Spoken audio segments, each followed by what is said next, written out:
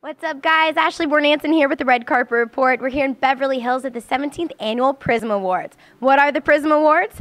They honor real-life depictions of mental illness and substance abuse in television and film. Okay. We're here with our favorite Tyler.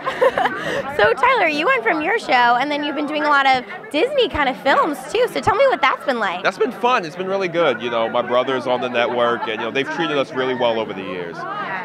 So it's been fun, you know, working with them. You know, they have a very high level of work content, and they want to make sure things are a certain way. So it's good for working with a network who, you know, isn't always going for, you know, just the obscure shock value, and it just has actual good work.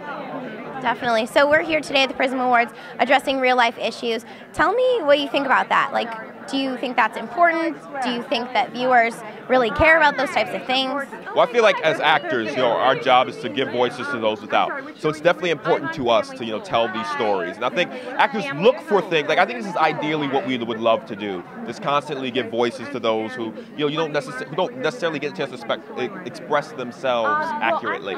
So I think that's one thing that we've always loved to do. And as far as audiences, I think they always love to connect to things like this. You know, you see shows like Homeland and like Go On, you know, like the people just grab onto because it adds another element to your character. So I think that the market is huge for it, and I really don't think there's enough projects dealing with these issues.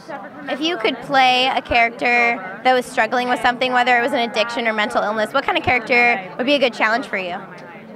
You know, I've always found those with a heroin addiction to be really interesting.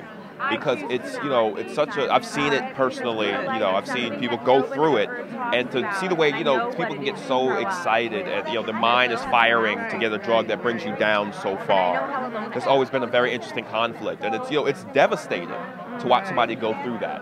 So that's always been something that, you know, it's been a challenge that I've wanted to address and then, you know, probably portray.